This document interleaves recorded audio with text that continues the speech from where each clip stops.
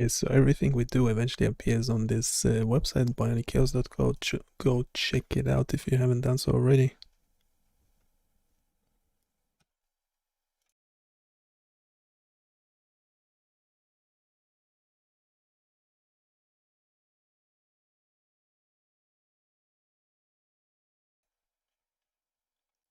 Actually want to use some of our own tools. They're not perfect, but for example, this real time speech transformation.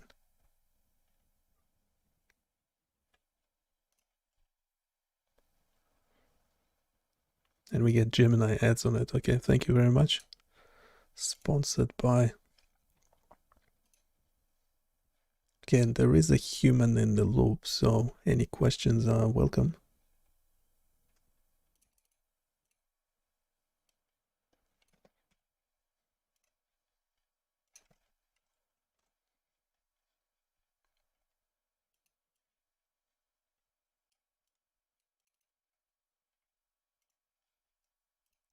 As I said, everything we do appears on this website eventually, so make sure you check out the site.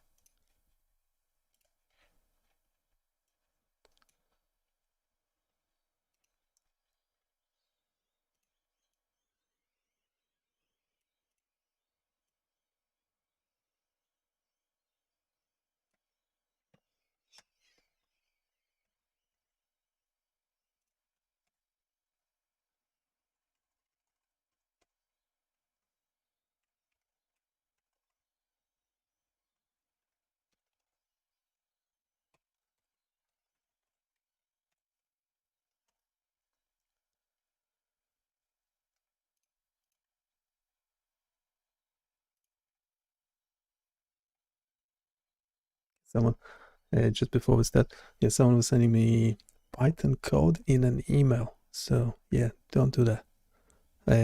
Well, for multiple reasons. First of all, the email servers really don't seem to like it. Python code gets flagged and removed from the. If you have a proper email server, it's actually probably should be removed from the message, which what happened in this case. And anyway, for me to look at anything, code, data, results, it has to be public domain anyway.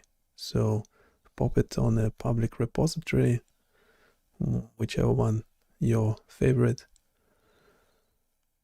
Well, GitHub comes to mind, but if you're not a fan of Microsoft, whatever, you can use any other repository, but it has to be public for me to look at. Or the bots had to crawl it already. So we're using ChatGPT. Yes, we have access to all the other models. For now, we actually stop paying for it because we're actually moving to Gemini. Seem to be a bit better for our needs. And let's go through this. Yeah, because we're using Notebook LM as well. So beware, there is AI in the loop. So it's, yeah.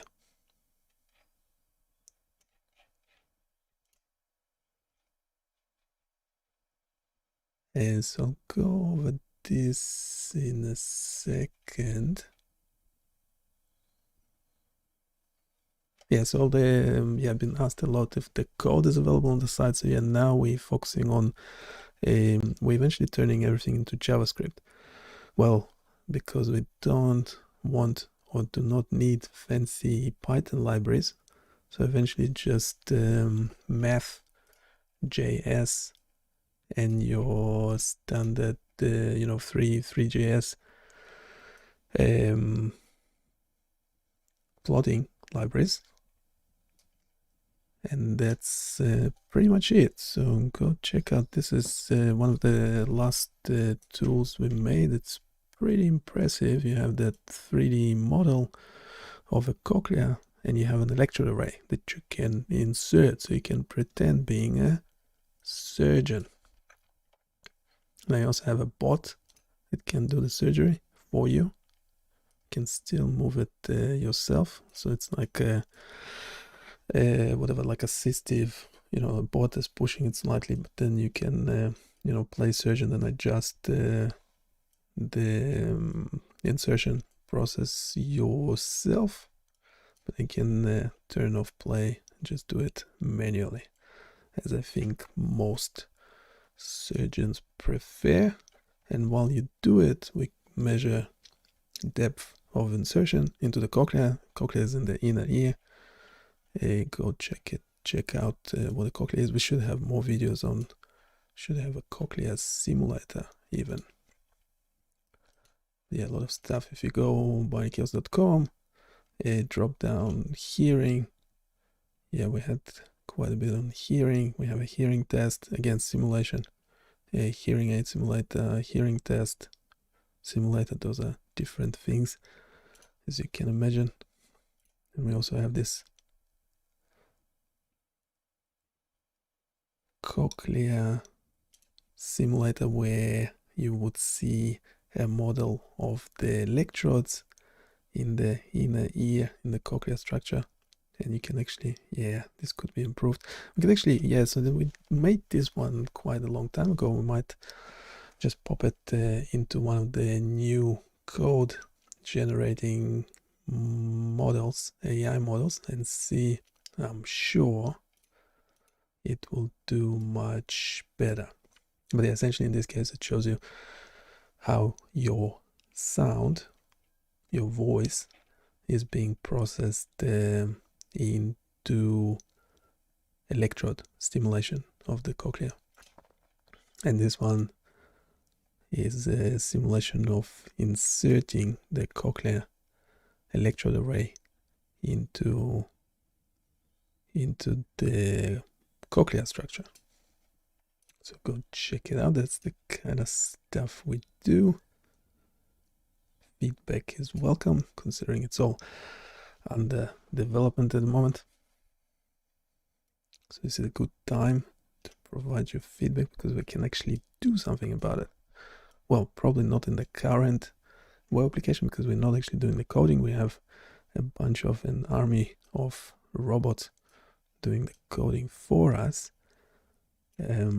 And the robots having a bit of a trouble, as they are at the moment, modifying anything. So we normally just start a new web application, but your comments will be probably turned, if they are meaningful, they will probably be turned into prompts that we'll be using to generate a brand new web application.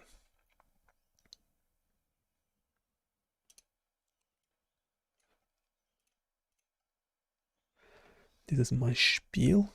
And now, a different topic. Well, it's still relevant to the website biomedical.com, but a different tool, a blog, and potentially, so we want to do all of the above. We'll be looking into FNIRS, which is functional near infrared spectroscopy. It's a bit of a mouthful, isn't it? So we had the GPT-4 doing 6 minutes, 6.5 minutes. Yeah, 6 minutes of deep dive, deep research. It's quite amazing to see it's working. It's processing. I don't know why it's using Reddit, but later on, GitHub, more like it. M&E tools, it's a legit source for this kind of stuff. Wikipedia is fine. Spectroscopy online, whatever, I don't know what that is. Neuroimage Nerex is one of the companies making FNIR devices, so that should be legit. And yes, they have some public resources on the site. Wikipedia, so it's going to explain the optical measurement method using the modified B-Lambert law. Okay, that's interesting. Insights, and it showing the sources as well. So it generated this report, which we actually now, I don't remember seeing this last time I tried the deep research, the ChatGPT deep research. This is kind of obvious, but it's good, really good to have. And I'm pretty sure it wasn't there last time. You can download it as a PDF, which got us this document, which looks like a paper, whatever. It has some images. Obviously, this one will be copyrighted or something. Don't know where it got it from. There was actually another image that it meant to use, but actually it just has the caption saying a researcher wearing a portable FNIS device. We could actually use one of the image generating models, see how good they are for this image quickly. And let's try it out real quick. Or shall we, while it's generating? Let's do a square image. Let's do 2 versions. And we have a researcher wearing a portable FNIS device inside a black pouch on his chest during a high altitude expedition. Okay, blah blah blah. Yep. And let's see what Sora can do. And actually try.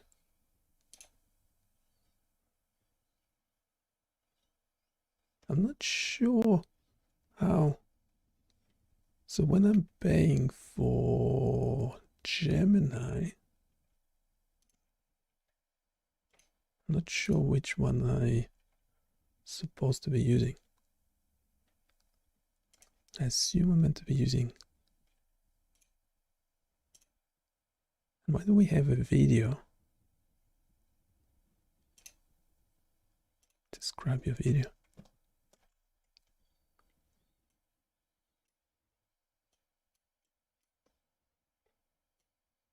Eight-second video. So this will be the a VO2, isn't it? VO3 or something? Yeah, they keep coming up with new models as we go.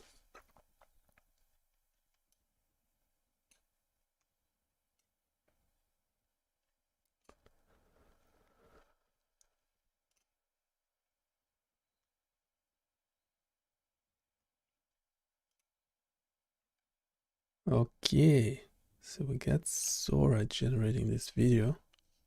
This image actually looks pretty good. Looks hyper realistic as well.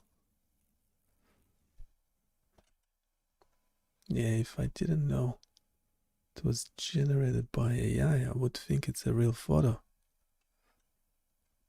Not sure what that bit is, but yeah, the FNIS should have those. Well, they should be under the head. I assume they go through the head, whatever. That's the idea. It has the black pouch. Hiking.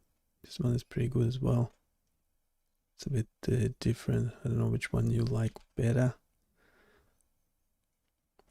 But they're pretty good. And we also have this one says FNIS. It's recording something. Okay, it's pretty amazing. Why does it have a microphone? And where's the actual device? Can we try and improve it? Okay, so I like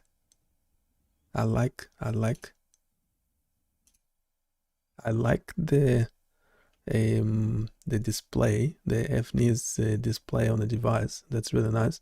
Then I'm not sure why white person has a microphone, because I don't think, well, there's no audio to the video, I assume. I think that model is not available. So if you can get rid of the audio and then the electrodes meant to be going on top of the head or whatever, under the head that the person is wearing. So can we fix that somehow? Okay, so it's actually should be, yeah, more like this. So those are pretty impressive. Can turn those into a video or something. Can VO2 do that?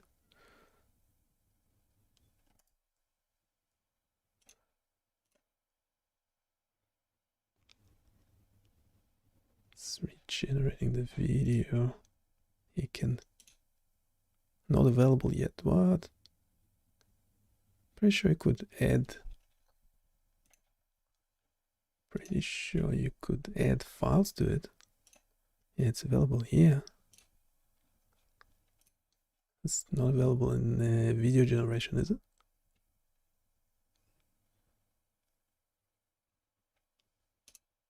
Not sure why it's not playing. Okay. FNIS double I. Okay, it has all these cables. This looks like USB cables or something.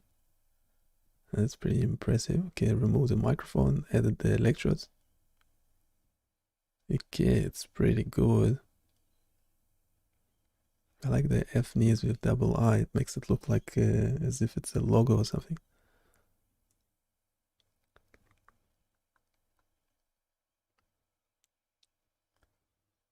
Yeah, looks very, very impressive.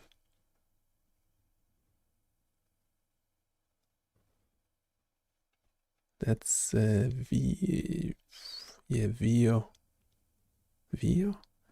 or something, yeah. So we got that going.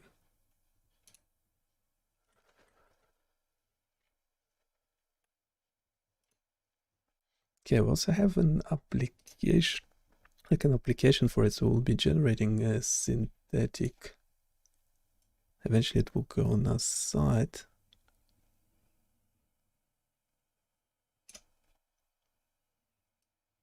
Okay, we obviously a vibe coding, so I'm not reading the code. It meant to generate a synthetic data file. No, we actually do need to look at the code. So it has channels, blah blah, using math.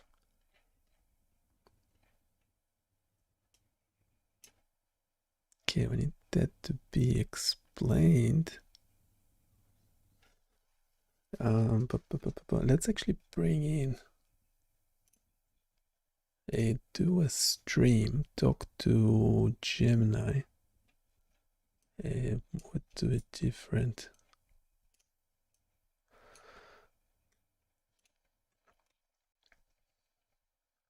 Share that screen with it.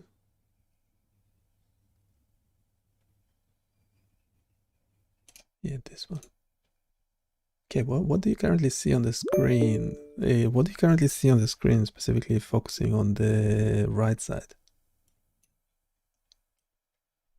On the right side, I see a graph with time on the x-axis, plot controls, and series visibility.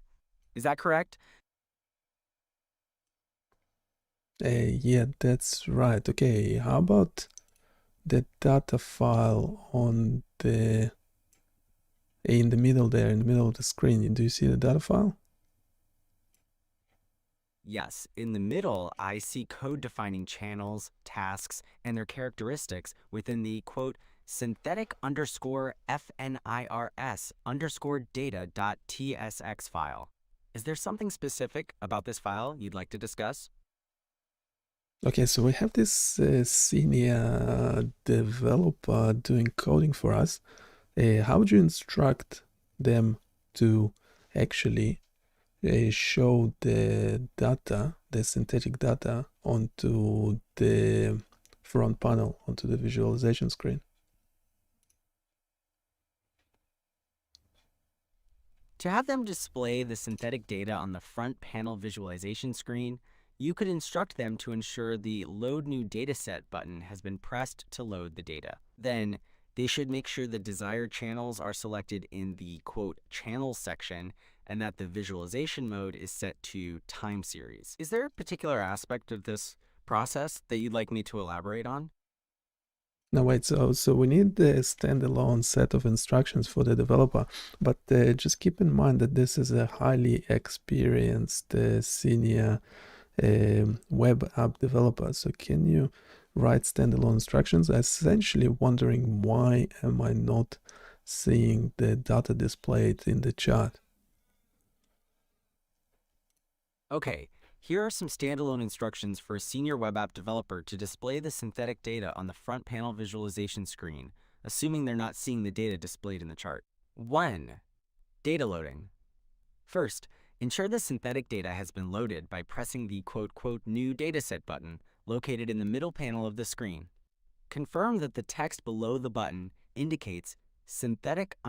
No, wait a second. So I need the data to be loaded by default. So they're already supposedly doing it. It's already in the code somewhere. But I just need to make sure that the default data, that synthetic file, is actually loaded onto the chart. Understood. In that case, here are revised standalone instructions for a senior web app developer, focusing on ensuring the synthetic data is loaded by default and displayed on the chart. 1. Default data loading verification. First, in the code, locate the section responsible for loading the synthetic data by default. Verify that the correct synthetic_FNIRS_data.tsx file is being referenced. 2. Console login. Can we keep in mind that this is a highly experienced developer? So don't tell them where to look. Just ask them politely what needs to be added or fixed. Got it. Instead of giving explicit instructions, I'll frame the advice as questions to guide the senior developers.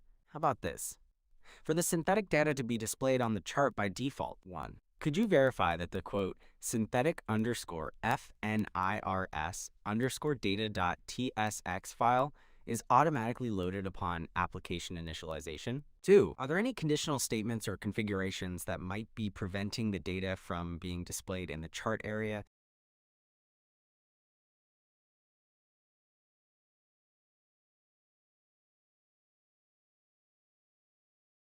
Great. Based on your feedback, is there anything else you would like to refine or adjust regarding those instructions?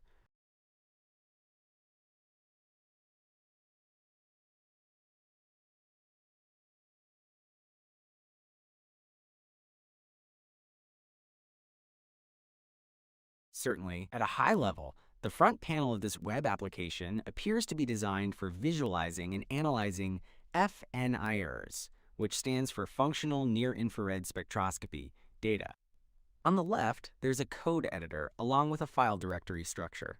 In the middle, there's a section labeled Channels with checkboxes, and on the right, there's a time series plot with visualization and plot controls. Is there a specific part of the front panel that you'd like me to elaborate on further?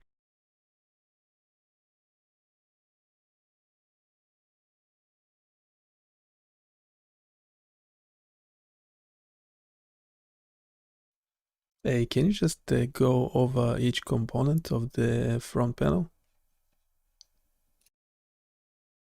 All right. Code Editor, left side. This allows developers to view and modify the application's code.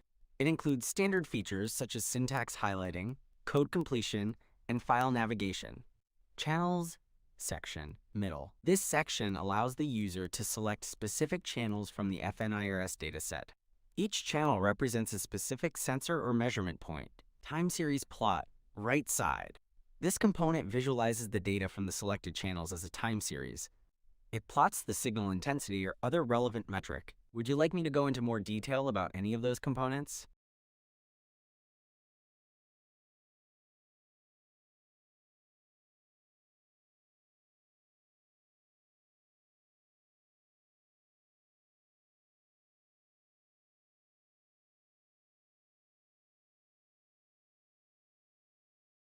Hey, can you actually go over the response from the developer? Based on the information on the left side of the screen, the developer provided these points regarding the default display of synthetic data. 1. Automatic loading of the file, synthetic_FNIR_data.ts. 2. Conditional statements and configurations for default display having to do with the initial channel selection and the plot rendering, that is, the time series plot component. Does going over that response give you the insight you were looking for?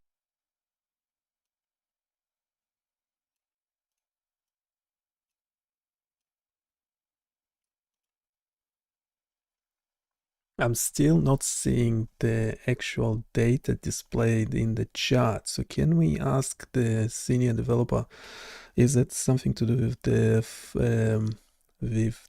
panel, with the HTML or the JavaScript, or is the synthetic data is actually not there, or the file is not complete?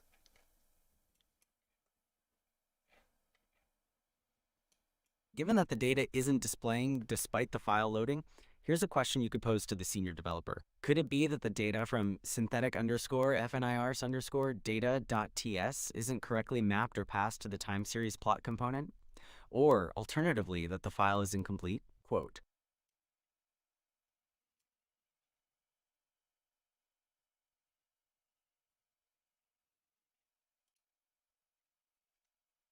Okay, while it's while we wait for the response from the developer, can you again go over the components of the front panel and also explain them, but also suggest how they could potentially be improved? certainly. Regarding the front panel components, let's revisit their roles and potential improvements. Code editor. This is where the application's code resides. To improve it, features like real-time error highlighting or more advanced code completion could be added. Channel section. This controls channel selection, so adding search or filtering options might help users quickly find and select the needed channels. Time series plot. This displays the data and could be enhanced with interactive features like zooming, panning, or the ability to overlay different data sets for comparison. Does that help spark some ideas?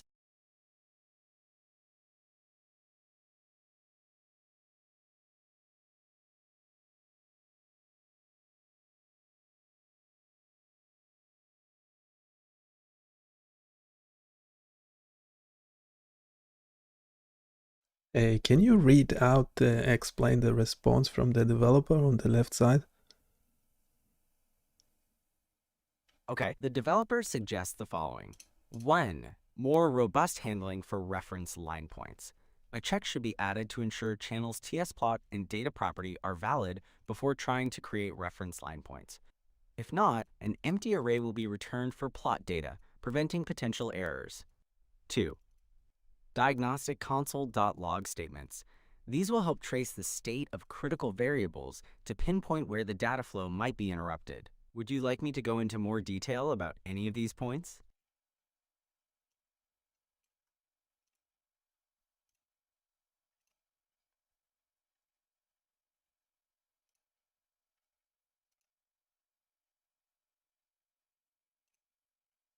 Okay, so based on what we got on the screen, why the chart is not showing the synthetic data, you think? Based on the diagnostic console log statements, no dataset or no selected channels, returning empty plot data. It could mean that the plot is not showing any data because no dataset is selected or no channels are selected. Are you seeing anything different?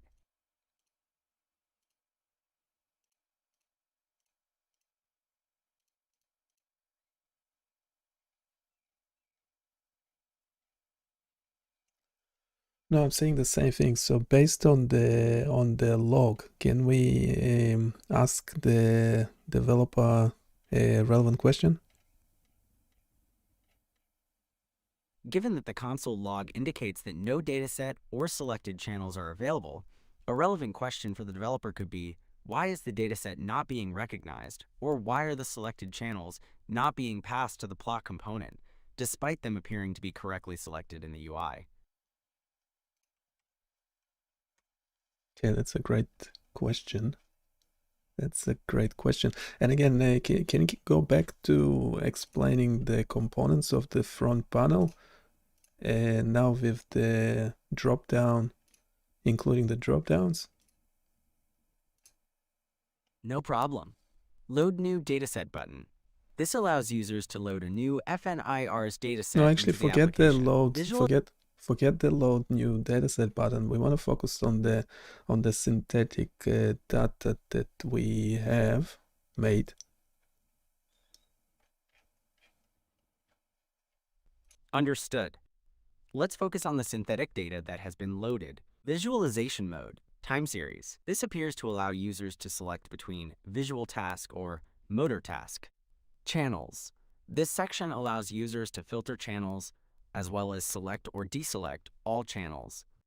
The selected channels are CH1, CH2, CH3, and CH4. Plot controls includes the following features: time range, series visibility, and y-axis scaling.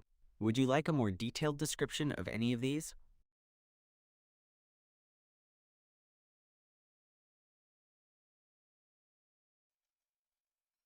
Yeah, I'm still waiting for a response from the developer. Can you explain the y-axis scaling? So when we have it at manual, what does it mean?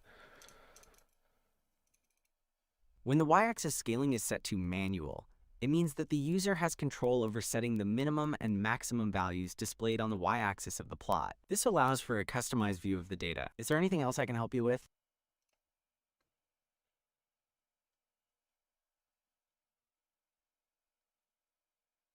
Can you also explain the difference between the 4 different channels? Certainly. CH1, S1D1 prefrontal. This likely refers to a channel measuring activity in the prefrontal cortex, with the signal source, S1, and detector D1 being located in that area. CH2, S1D2 prefrontal. This channel also measures prefrontal cortex activity, but the detector, D2, is in a different location than CH1. CH3, S2D1 prefrontal. Another prefrontal cortex channel, but with the signal source, S2, in a different location than CH1 and CH2. CH4, S2D2 motor R. This channel measures activity in the right motor cortex using signal source, S2, and detector D2. Is there anything else you want to know?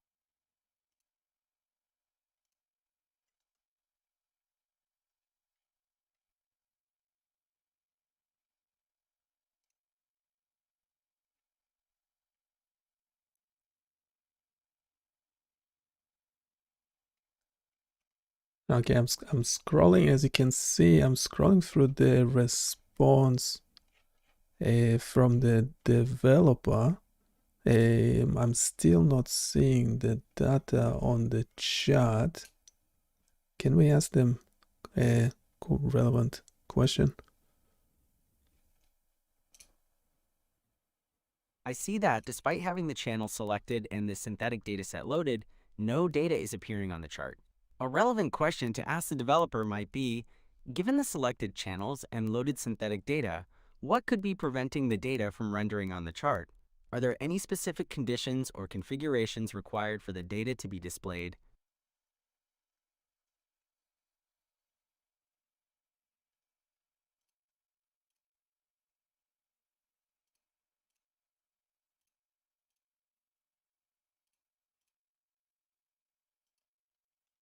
Okay, can you also explain the visualization mode dropdown? Of course, the visualization mode dropdown seems to allow you to switch between different types of visualizations: time series, visual task, and motor task. It looks like the current selection is time series, so this is likely the default or general purpose mode for visualizing the data over time. The visual task and motor task options might be specific modes tailored to analyzing You're really having data trouble. You're really having trouble seeing drop-down menus. Not sure why that might be the case, but there's time series 2D, head topography, event related average, and power spectrum. Thanks for pointing that out. It sounds like you are having trouble accessing some of the visualization options. This might be a bug. Do you want me to formulate a question about this for the developer?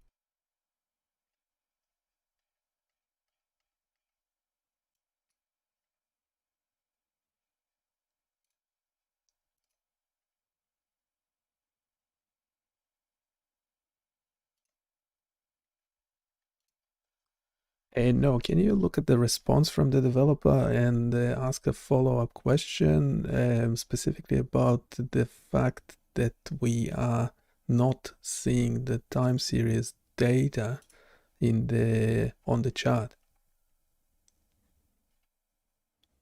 Okay, so you would like me to formulate a follow-up question to the developer regarding why the time series data is not visible on the chart? Yeah, that's right. Yes, that's correct.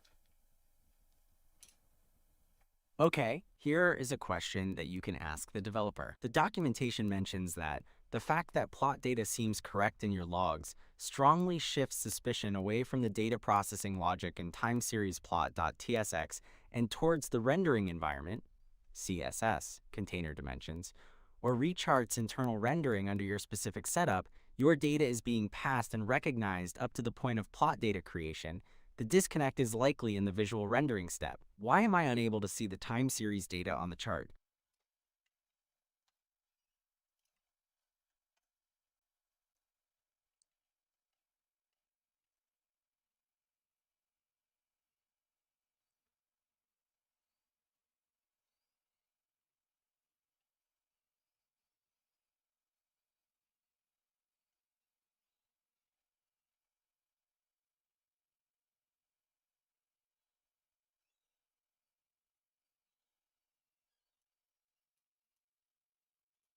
Hey, can you read the response from the developer?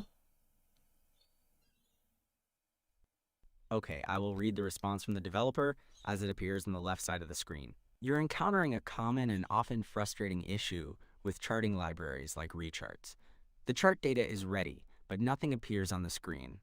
Based on the files and the debugging so far, where plot data seems to be correctly populated, the most likely culprits are related to the chart's container dimensions or rechart's rendering within its specific DOM environment. The response continues with a breakdown of why this might be happening and a targeted change to help diagnose the problem. The breakdown includes container height is 0, most probable, and CSS overrides or conflicts.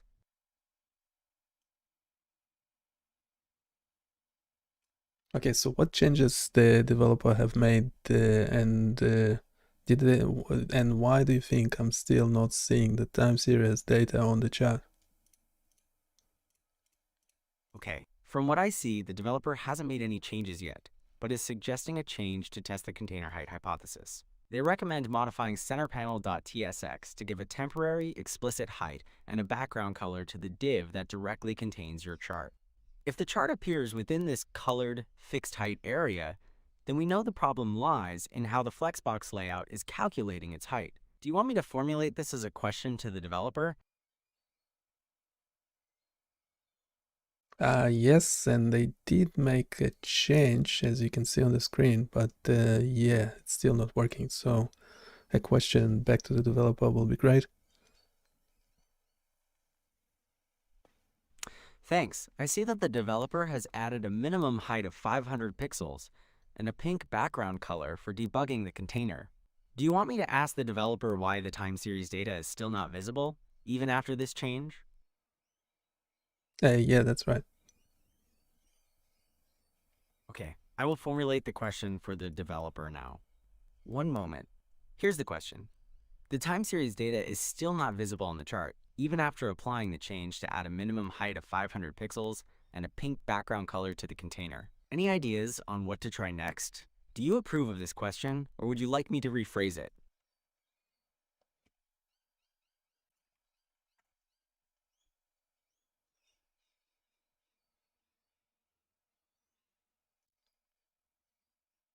I'm suspect it's something else. It's not just the styling. The styling seemed to be fine. Could be the range in seconds. There's something off. I understand. You think it might be related to the time range in seconds on the x-axis? How about this question for the developer instead? The time series data is still not visible on the chart, even after applying the change to add a minimum height of 500 pixels and a pink background color to the container. Could this be related to the time range in seconds on the x-axis? Okay, now I actually see the data. I think it's just some testing stuff. It's not the synthetic data that we have generated in a separate file. Can we ask the developer to elaborate on that? Great observation. Now that the test data is visible, it does seem like it's not the synthetic data you're expecting. So you'd like me to ask the developer to elaborate on why the chart is showing test data instead of the synthetic data from the separate file? Okay, can you actually explain the response from the developer? All right, I can do that. Just to clarify, are you referring to the text under if the simplified chart does not appear and the pink box is visible?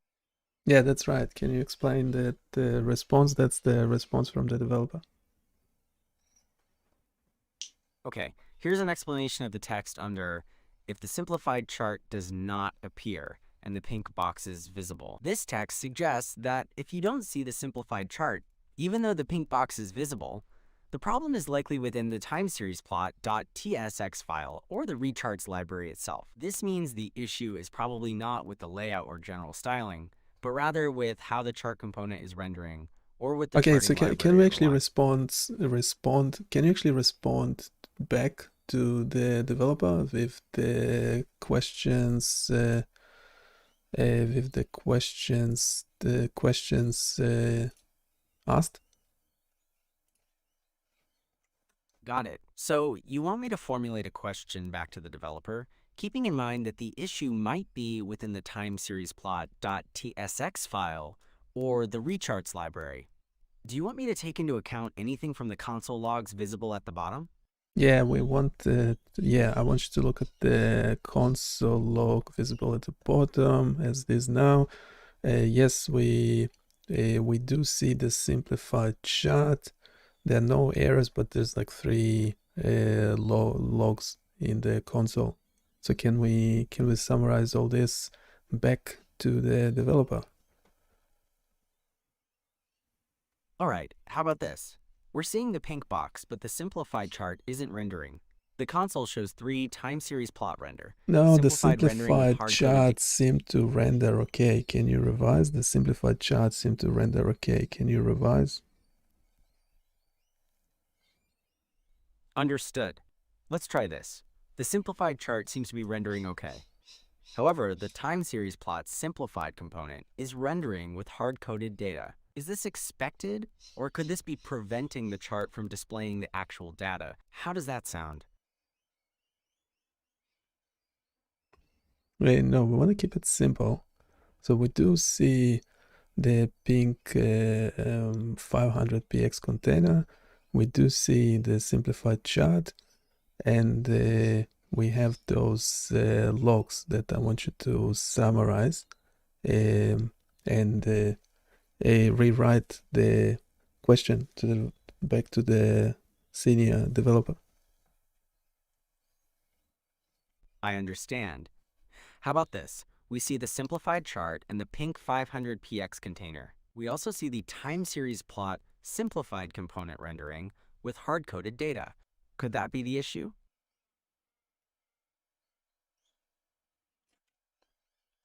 Not sure about an issue. There's no issue. We just need to move on to actually charting the actual synthetic data that we have in another data file.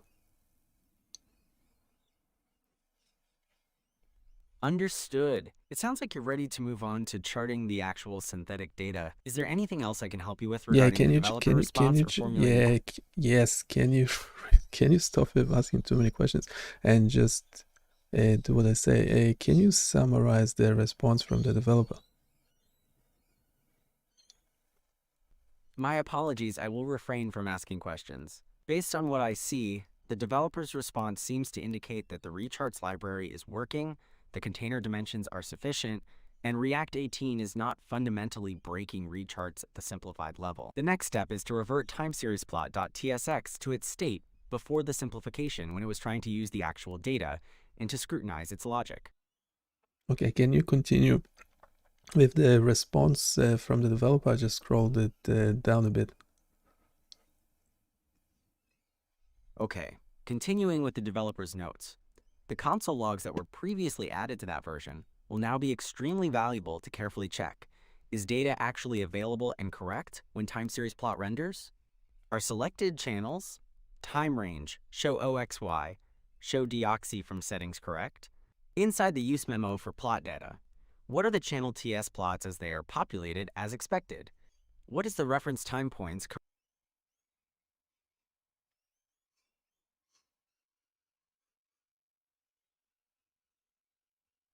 Okay, so we need to ensure we have some questions from the developer. So we do seem to have the pink container is still visible.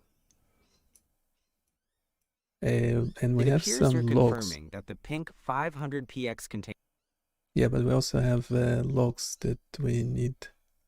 So why it can't just take the logs in by itself? Do we need to copy paste the logs or something? Do you want to copy and paste the logs to share with the No, developer? we just did copy pasted the logs, waiting for the response. Can you give a general overview of what is it we are trying to do? Certainly. From what I see, you've confirmed the pink container is visible, and you've reviewed the logs related to the generated plot data, and now you are waiting for a response. It seems like the overall goal at this point is to get the simplified chart to display the actual synthetic data, and not just the hard-coded data, and you are trying to isolate rendering issues.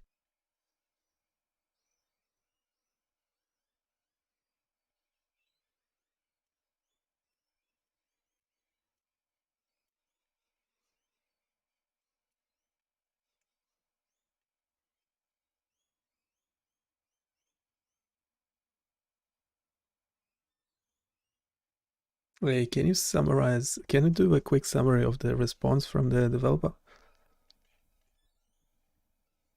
Based on the information you've shared, the developer's response seems to indicate that the logs are helpful, the data flow is working correctly, the synthetic data set is loading correctly, channels are being selected, and the plot data array is populated with the expected structure and 600 items. Do you want me to elaborate on any part of that?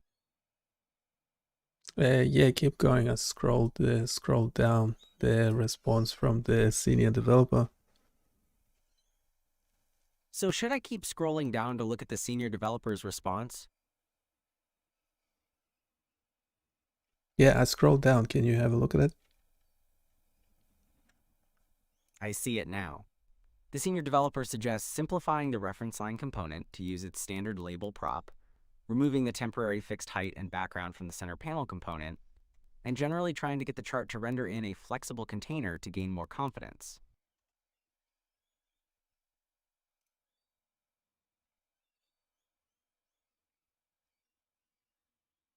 Okay, keep going. Can you summarize the current view of the developer's response?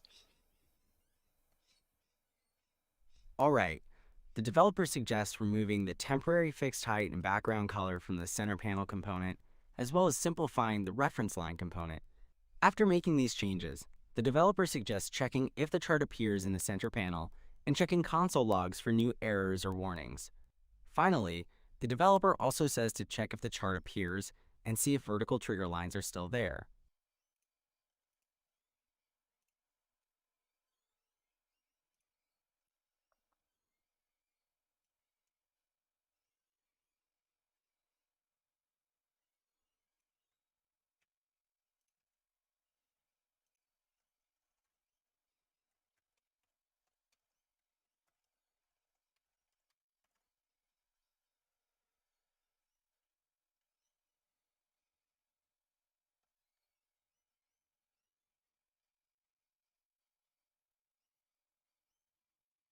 What do you think of the logs we are seeing?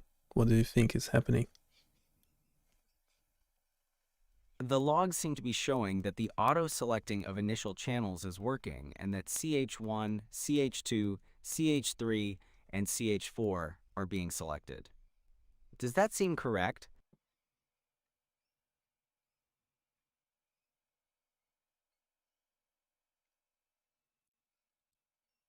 Can you go over the response from the developer?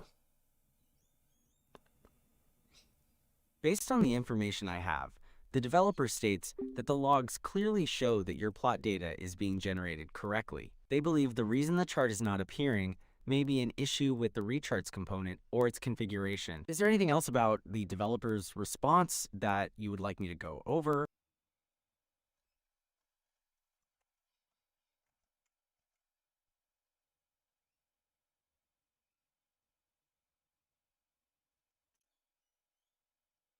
Okay, I have to actually start a new session. Something happened to the stream, to Gemini.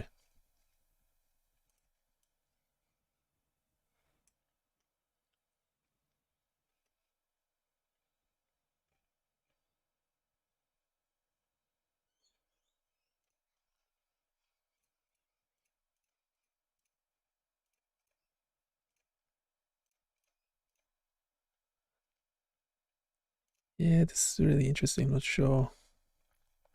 Let's clear the console. So this is a quite nice development environment. I pretty much like it. I like it. It's really good for vibe coding. Can we view the differences it made?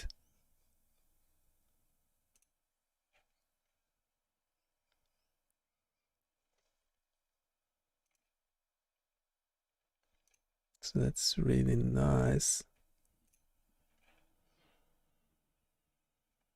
Yeah, but we are wipe coding, so we're not actually looking at the code. We need the bot to fix it.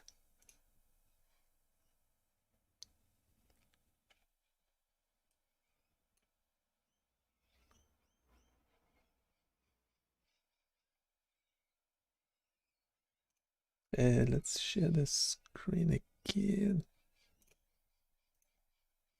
Okay, just quickly.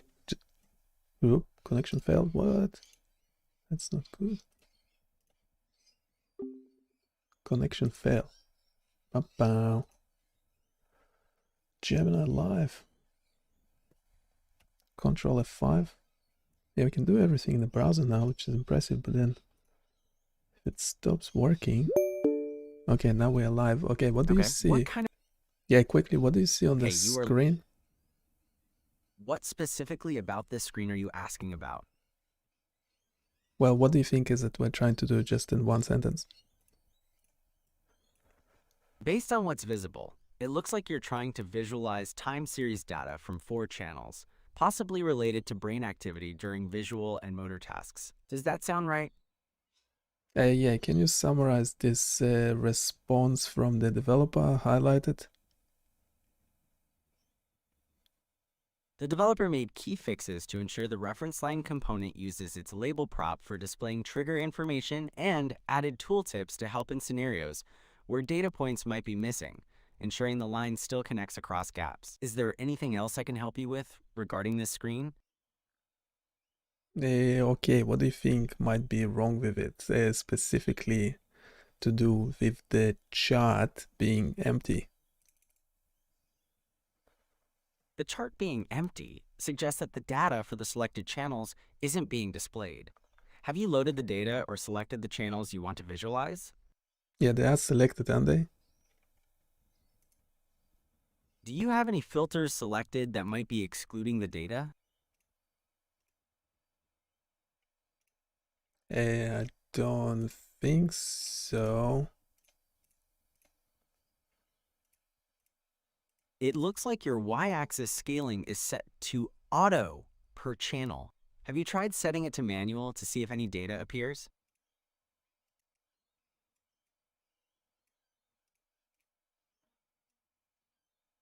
I don't think those things actually change anything, those controllers.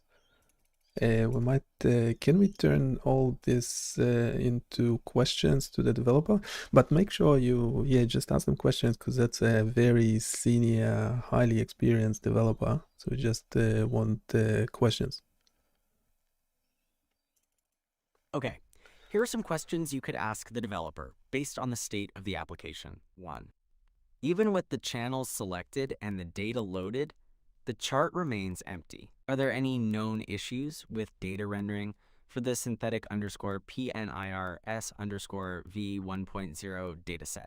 2. The y-axis scaling has been set to manual. What would be some appropriate values for the HBO Max and HBR Max fields to ensure that the data is visible? 3. Are there any other filters or settings that could be causing the data not to display?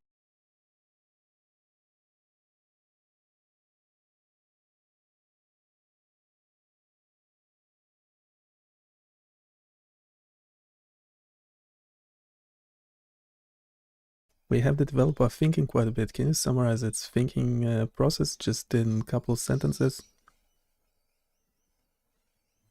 The developer is investigating why the plot data appears valid, but the chart remains empty. They're focusing on subtle rendering nuances, debugging rendering issues related to the y-axis domain, and exploring manual scaling options, including inspecting specific deoxy and oxy values. They're also looking at integrating scaling values into y-axis domains, considering potential NaN or extreme value issues. Okay, can you summarize the response? They actually gave a response. Here's a summary of the developer's response. 1. There are no known issues with data rendering for the selected dataset. 2. The data is loaded correctly and contains valid numeric values for HBO and HBR. 3. The problem likely lies in the recharts rendering phase. 4. If manual scaling is selected, the data might not be visible if the values provided are interpreted by the y-axis component, resulting in an invalid or tiny range. Okay, how about the second part of the response? The second part of the response addresses the question of appropriate manual values for the HBO max and HBR max fields, and it specifies that the y-axis in time series plot.tsx uses the manual scaling settings from setting context, though the domain is hard-coded to auto. It then lists information about typical baselines for oxyhemoglobin and deoxyhemoglobin, and recommends manual values, suggesting an HBO min of minus 0.5 and HBO max of 0.5.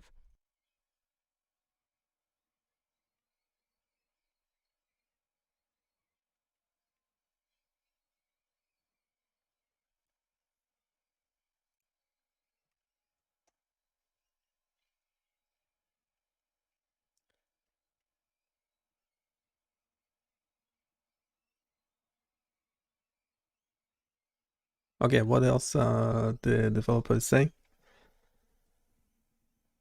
The developer also mentioned to check if show OXY and show deoxy are set to true. Otherwise, no lines would render as they default to false. The developer also notes potential issues with CSS layout and recharts errors and suggests targeted changes to time series plot.tsx related to explicit height, integrating manual scaling into y-axis domain, and robustness for custom tooltip content. Okay, what else are they saying? Additionally, they mention updates to components/time series plot.tsx, components/right panel.tsx, and that, after applying the changes, the responsive container will attempt to render at 500px height, and you should check to see if the chart appears. They also mention testing the y-axis scaling.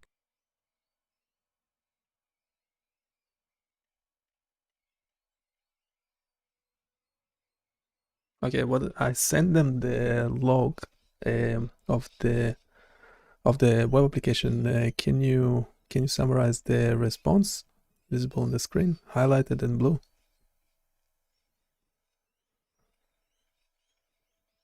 Okay, the highlighted section suggests the issue is likely within the time series plot.tsx file, and it proposes that the responsive container might be failing to calculate its dimensions correctly, resulting in a zero width or zero height chart.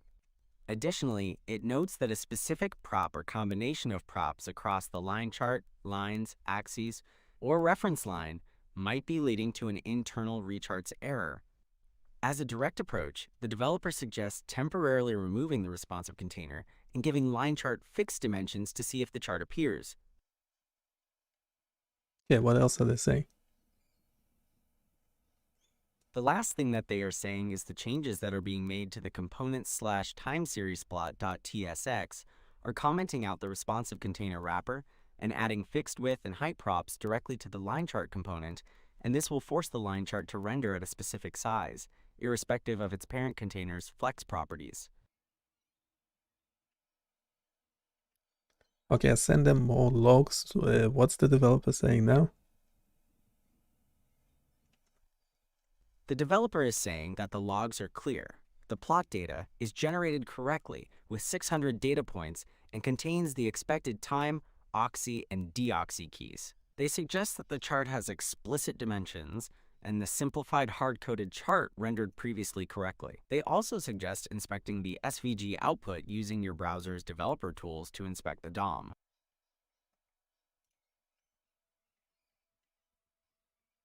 Okay, I actually see the waveform now.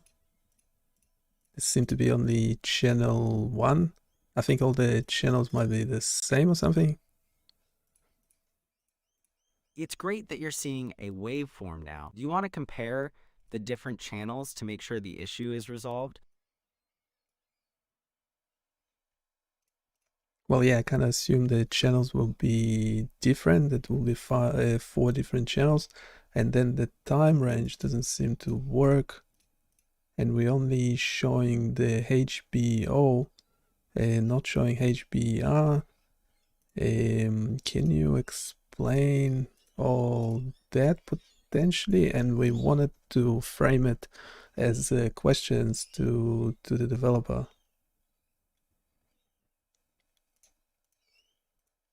You would like an explanation of the y-axis scaling options and how that would potentially help you frame questions to the developer. Is that correct? Yeah, that's right. Also, we potentially need the different channels in different colors. And we want again to show the HBO, HBR. We want an overview of the web application at the bottom of the page as well. So if we can ask the senior developer questions, that will be great.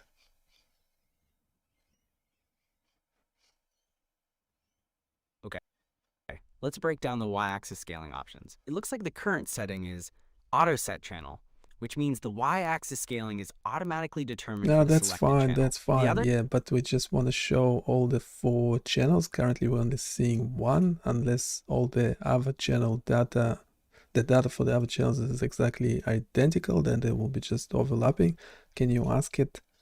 Can you turn it into a question to the developer?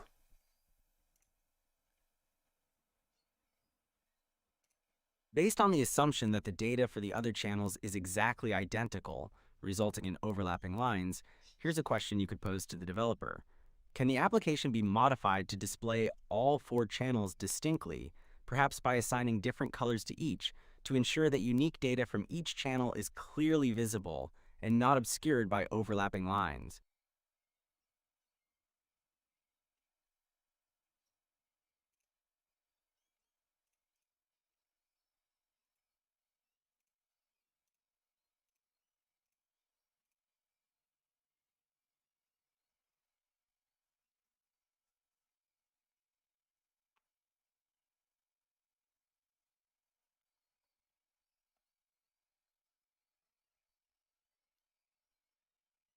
Okay, while the developer is responding, can you explain the front panel?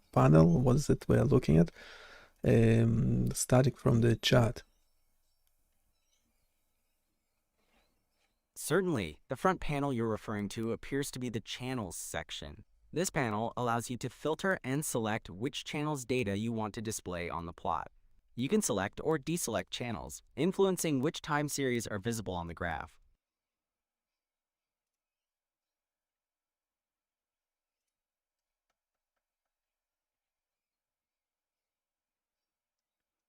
Right, that sounds good. Can you summarize for me the response from the developer? Certainly. The developer's response indicates they understand the goal of displaying all 4 channels distinctly on the time series chart to ensure data clarity. To achieve this, they outline 4 key modifications: correcting plot data generation, updating dynamic line rendering, assigning distinct colors, and restoring full chart features. Does that sufficiently summarize the response?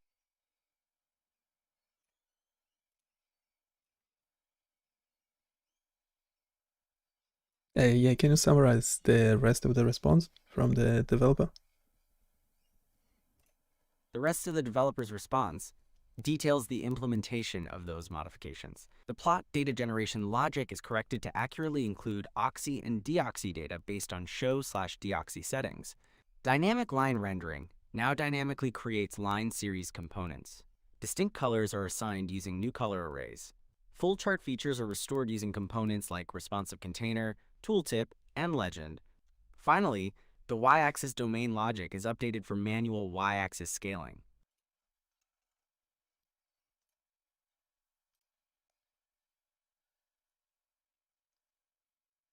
Can we ask the developer if we need to actually update or modify the data, the synthetic data file for all the components to actually appear? Does this essentially ask a general question about if any of the code has any placeholders in it?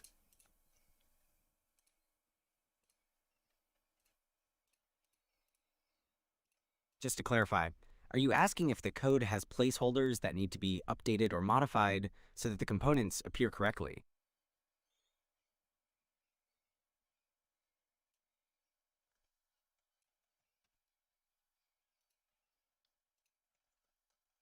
Yeah, I might actually use that as a prompt. Can you tell me Got what's it. happening? Can you tell me what's happening on the screen right now? On the screen, it appears you're using the FNIRS Data Explorer, a tool for visualizing and analyzing functional near-infrared spectroscopy data. You have a time series plot displayed, showing data from 4 channels, and you're currently examining the code and logs related to data rendering and channel selection. Is there a particular aspect you would like to focus on? Can you summarize the response from the developer highlighted in blue? Okay. The highlighted text explains that while the logs and data keys are correctly generated for all 4 channels, there's an issue causing only CH1 oxy data to be consistently visible. The developer mentions a simplified debugging state in timeseriesplot.tsx, where specific parts of the code might be unintentionally causing this behavior. Specifically, they point to the use memo hook for adding oxy data, noting a slight redundancy in the logic that might be the cause. Is there anything Okay. else I can help you summarize? Yeah, how about this? Can you summarize this? The highlighted text outlines the steps needed to display all 4 channels distinctly with different colors. It involves updating constants, TS to add color palettes for distinct channel coloring, and updating timeseriesplot.tsx to revert its rendering logic to dynamically create line series components based on show/deoxy settings. Additionally, it mentions using new color palettes, re-enabling components for flexible sizing, cleaning up the plot data generation, and ensuring correct y-axis scaling settings.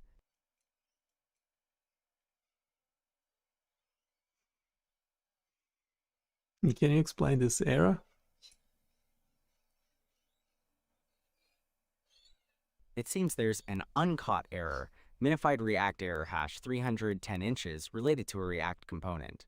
Typically, this type of error indicates an issue with how React components are being rendered or updated, often stemming from inconsistencies in the data or props being passed to them. Would you like me to look for more information in the logs?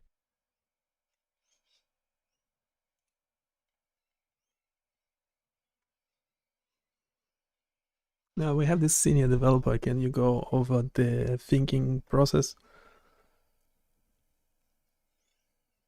The highlighted text describes the troubleshooting process for the React error.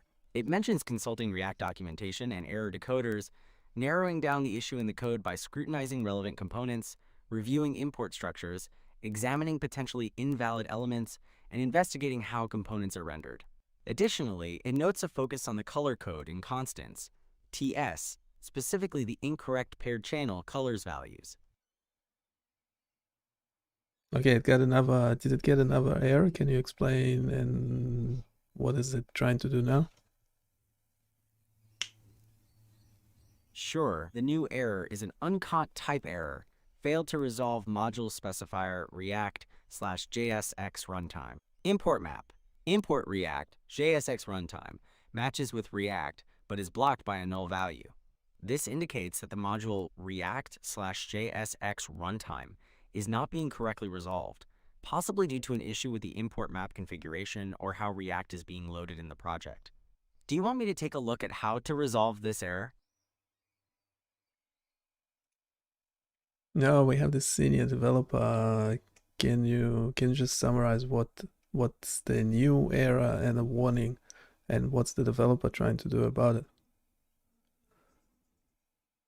There is a new error, uncaught error, render more hooks than during the previous render.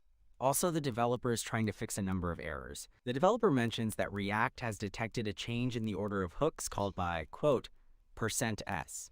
This could lead to bugs and errors if not fixed. Would you like me to summarize what the developer is trying to do about the first error?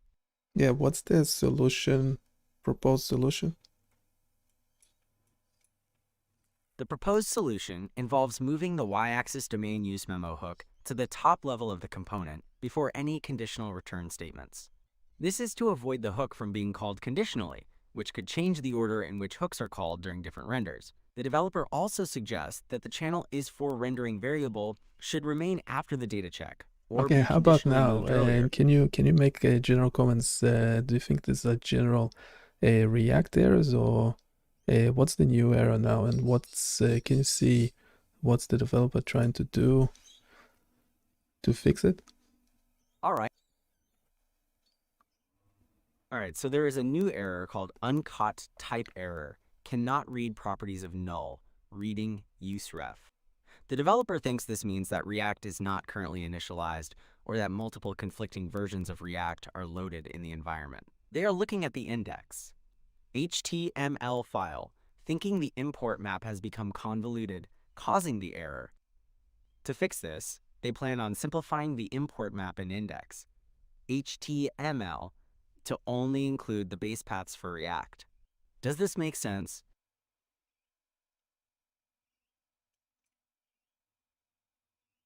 What's the... Oh yeah, so it wasn't able to fix the error, did it? Correct. Even after simplifying the import map in index, HTML, the uncaught type error cannot read properties of null, reading useref error persists. It seems like there might be a different underlying cause or a more subtle issue with the way React is being Okay, what is it? initialized or What is used. it doing now?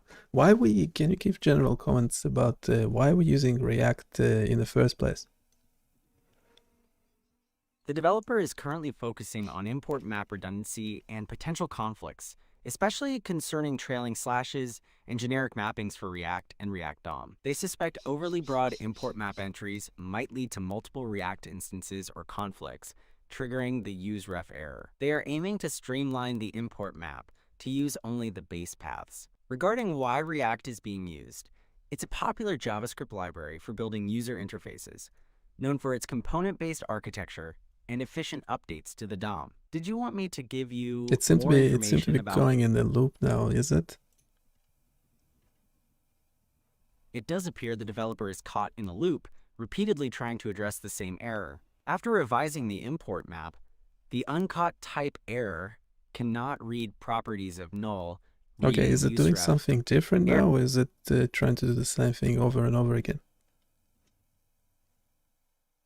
The developer is now focusing on refining the imports by simplifying the import map in index, HTML, to eliminate the uncaught type error related to useref. The goal is to remove the general entries with trailing slashes and verify the mappings for specific React modules. It seems like they're continuing to refine the import configurations to address the core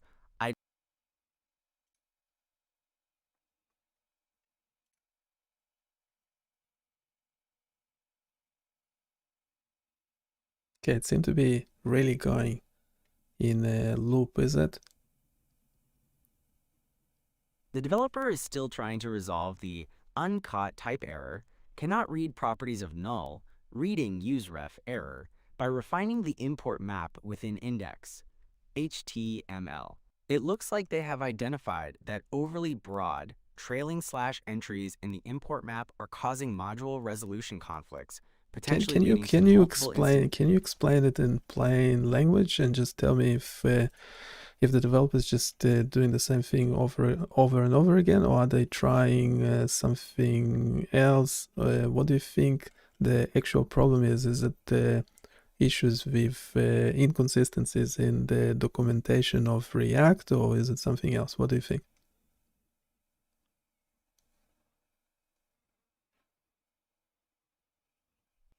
In simpler terms, the developer is stuck trying to fix a React error, uncaught type error, cannot read properties of null, reading useref. The developer thinks the error is due to how React and related libraries are being imported into the project, specifically that there are too many ways of importing similar things. In the latest steps we can see, the developer is focusing on removing or modifying those duplicate import statements so the system uses the one correct version of those files to resolve this error. Does that make sense? Well, yes, kind of makes sense, but do you think, looking at the thinking process and what's happening now, do you think they will be able to resolve it, or shall we give up? From what I see, it seems like the developer is still actively trying to pinpoint the exact cause of the error, and they're making incremental adjustments with each iteration, so I'd say that they will likely resolve it, given they continue on their current course.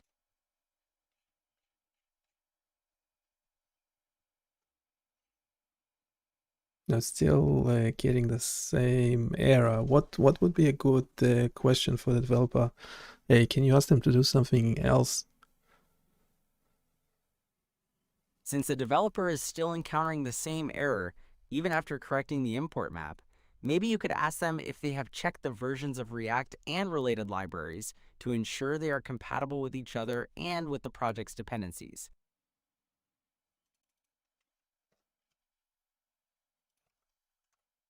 Can just use that as the whole prompt. Okay, wait a sec. So yeah, I'm still grappling with revisiting index.html, the error. Do you think they're making any progress, or what's it to fix this? This generic trailing slash mappings must be removed. Okay, so it's removing something. Did it Based on actually what I see, succeed? No, we're still getting the same error. Yeah, we're really stuck in some serious loop. okay, I see that you're still getting the same error, even after removing the trailing slash mappings. You mentioned being stuck in a serious loop. Have you tried using the autofix option to see if it can Yeah, resolve no, the error? we pressed on the autofix button like 5 or 6 times already.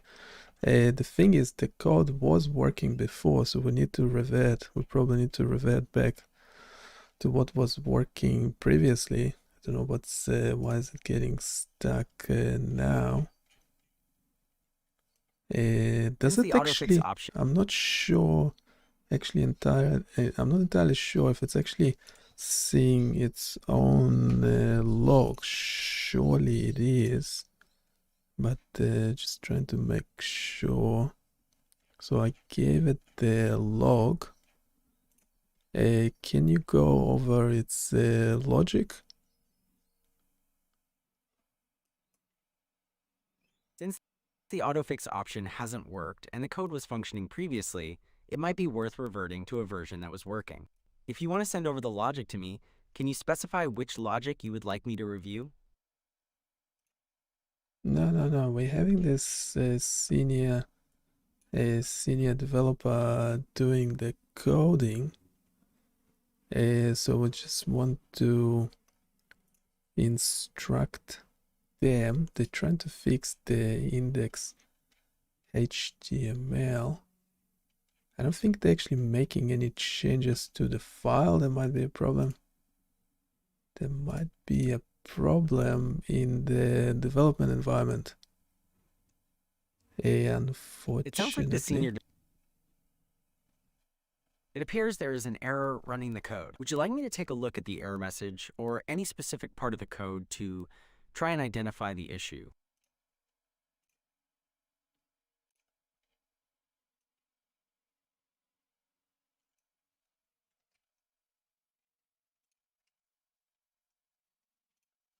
Like the lost cause.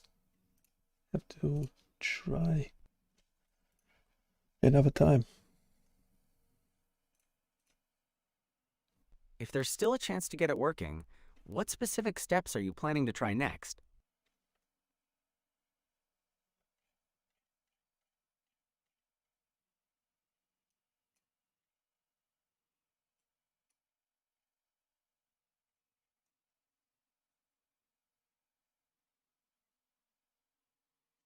What did the developer say? The suggested solution from the code assistant is to remove the generic trailing slash mappings from your index HTML file so that the import map only contains precise mappings for the main libraries and the necessary React runtime modules. Okay, but did it actually make changes to the code? It doesn't seem to. I mean, it says it modified index HTML, but I don't see the actual changes to the code. I don't think it's actually modifying the code correctly. It does sound like the changes to the index HTML file weren't what you expected. Would you like me to help you restore the checkpoint?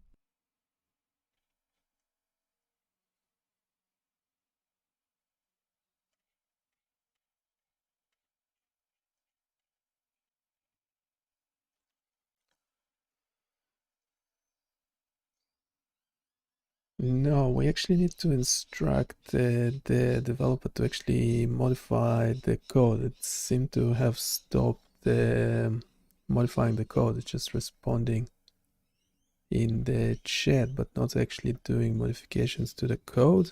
I think that's what the problem might be. It seems like you need to communicate with the developer to get the code modified according to the suggested solution. Have you tried reaching out to them to address this?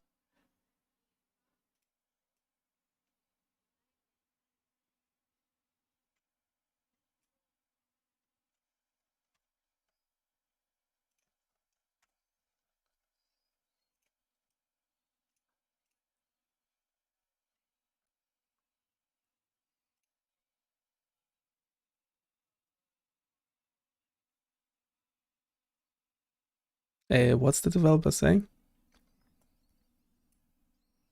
The developer is saying that the core issue appears to be the problematic import map, and they believe that removing the trailing slashes in the import map should address the issue. They've also stated they have generated a corrected index HTML file that addresses this.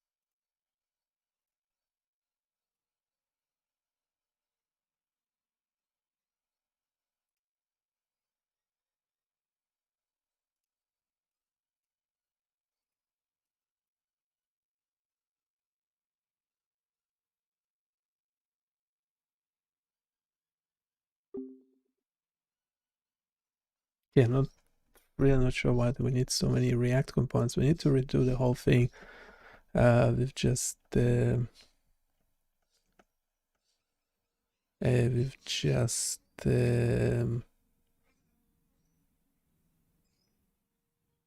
JavaScript and HTML.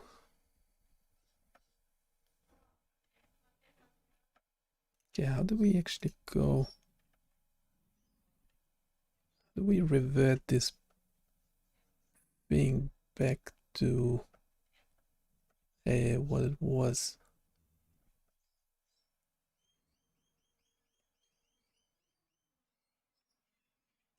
We have those restore buttons.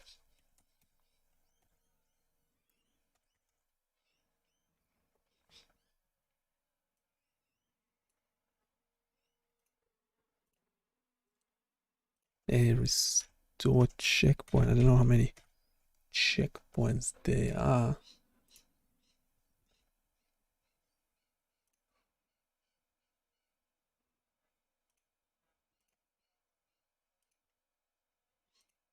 Yeah, we need to restore quite a few. Let's go to this one. No.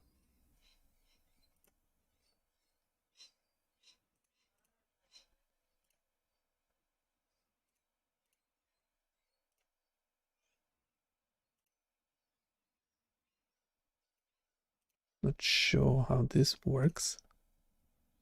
Restore. Okay, we're getting one error now. Okay, so we restored it to the working bit. So that's the best we've got.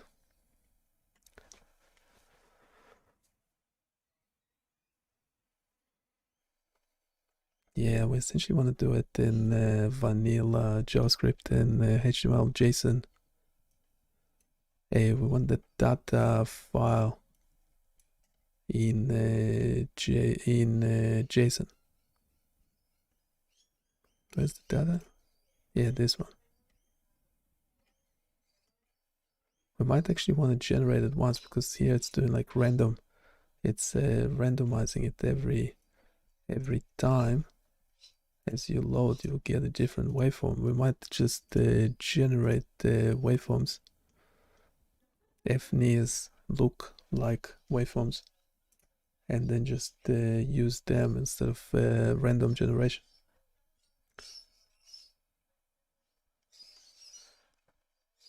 And eventually, as you know, it will appear on a website. So go check it out. There's quite a lot. Let me know what you think. If any complaints, comments, suggestions are more than welcome, because as you can tell, it's currently under development. There's something weird happening there as well.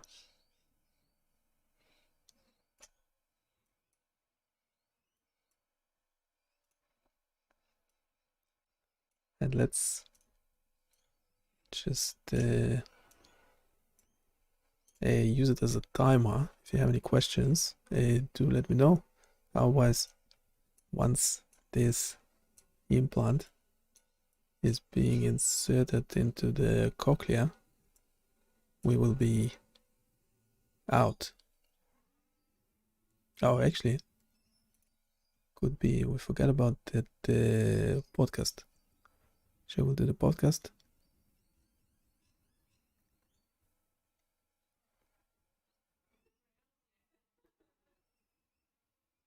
It's 30 minutes. Yeah, let's do it. But there might be no human in the loop. So if there would be any questions, I can address them during the next stream. So I'll say bye-bye and we move on to the Notebook LM podcast. Welcome to the Deep Dive. Today we're tackling a really interesting challenge in brain science. How do we actually study minds in action when, people aren't stuck inside a huge scanner or wired up in some silent lab? Right, like how do you see what the brain's doing when someone's learning in a classroom or an athlete's performing? Or even a baby interacting with their parent. I saw mention of astronauts, too. Exactly. For so long, our best tools kind of tied us down to these really controlled settings. Yeah. But we've got this source overview here on a technology that's really starting to break those chains. It's called functional near-infrared spectroscopy, FNIRS for short. FNIRS, okay. And this deep dive, well, it's all about getting to grips with how FNIRS works. It's a clever trick for seeing brain activity. And I guess where its limits are? Definitely, where it hits the wall. Yeah. But also, crucially, discovering these unique, sometimes kind of surprising places it's popping up. So we're talking babies, maybe mountain peaks, even space simulations? You got it. It's about understanding the tool that lets us finally peek at the brain, sort of in its natural habitat. Okay, let's do it. Let's unpack the science and see where it fits. So first things first. How does it actually let us study the brain in the wild, so to speak? Yeah, what's the principle? Well, at its core, FNIRS uses a pretty simple idea. Light, it's non-invasive, and it uses near-infrared light. Near infrared. Yeah, that's in the 700 to 900 nanometer range. And the key thing is, this type of light can pass safely through skin, bone, and importantly, brain tissue. Okay, like how you can shine a bright light through your fingers and sort of see the red glow. Is it like that? It's kind of based on a similar principle, yeah. You shine this specific light into the scalp, Right. and then you have detectors placed a few centimeters away that measure the light that scatters back out. And the trick is in that scattering. The trick is in the absorption. See, the hemoglobin in your blood, the molecule that carries oxygen, it absorbs this near-infrared light differently depending on whether it's carrying oxygen or not. So oxygenated hemoglobin, HBO, and deoxygenated hemoglobin, HBr, have different light absorption profiles. Ah, okay. So the amount of oxygen changes how much light gets through. Precisely. Yeah.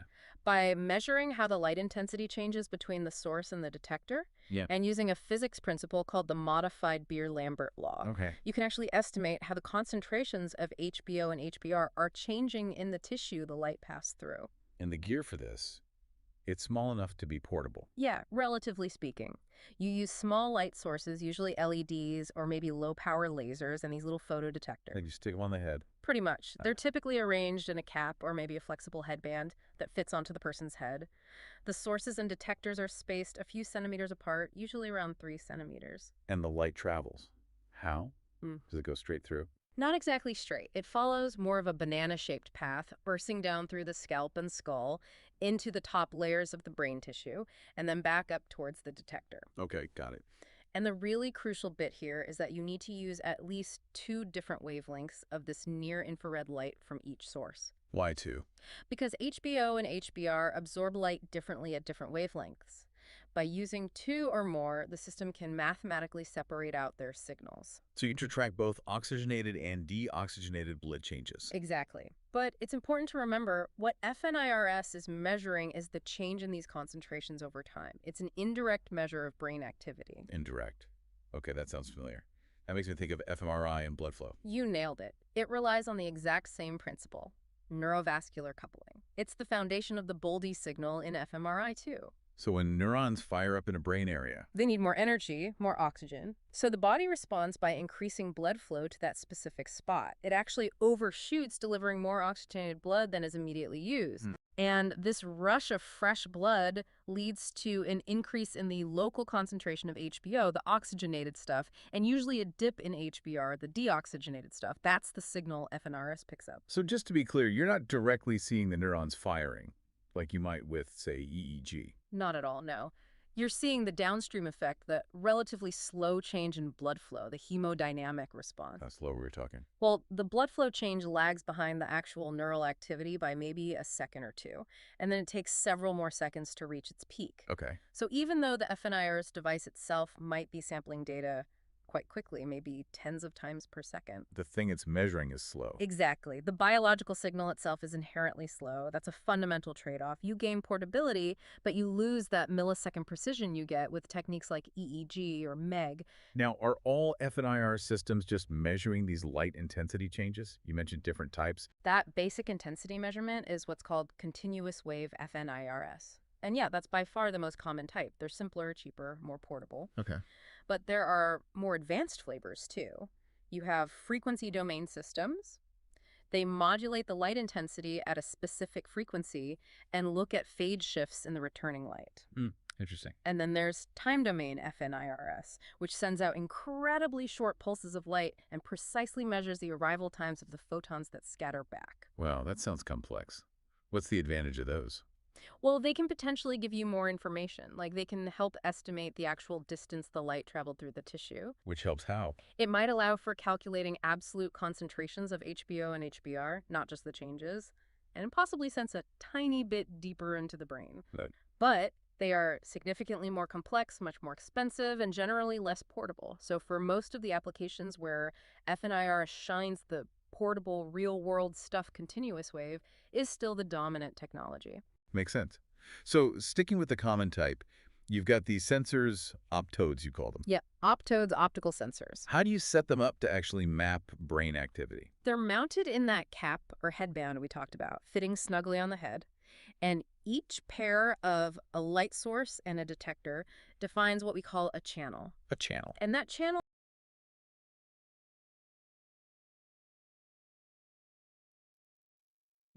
Actually, yeah, when you change the window size or whatever, it actually stops reading, which is totally bizarre.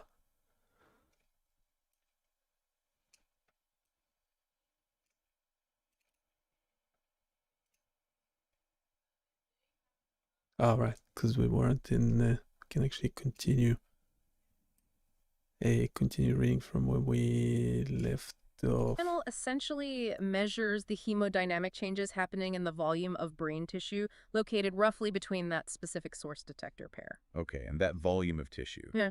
How deep are we looking? Can you see the whole brain with this? Oh, definitely not the whole brain.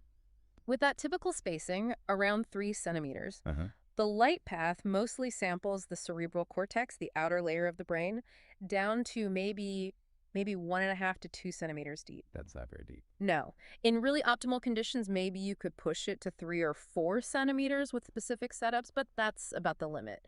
So FNIRS is really best for looking at activity on the cortical surface. Those deeper brain structures like the hippocampus or thalamus, they're basically invisible to it. Okay, so shallow depth is a big limitation. What about the signal itself? Is it strong? Easy to detect? No, unfortunately not. The actual changes in light intensity caused by brain activity are tiny, really tiny, like fractions of a percent change, Right. which means the raw FNIRS data is incredibly noisy. There's a lot of stuff mixed in that isn't brain activity. So you need a lot of cleanup. A lot of data processing, yeah. You need filtering to get rid of unwanted frequencies. You need to account for physiological noise, your heartbeat, your breathing. Okay, we might finish reading it next time together, and we might actually try it in interactive mode so we can actually talk to the presenters. So it, so there's a human in the loop. We don't want to be totally replaced by AI. We still want to be doing something, aren't we? Let me know if there's any questions. Everything we do is on this website. So go check it out and I'll see you next time. Bye.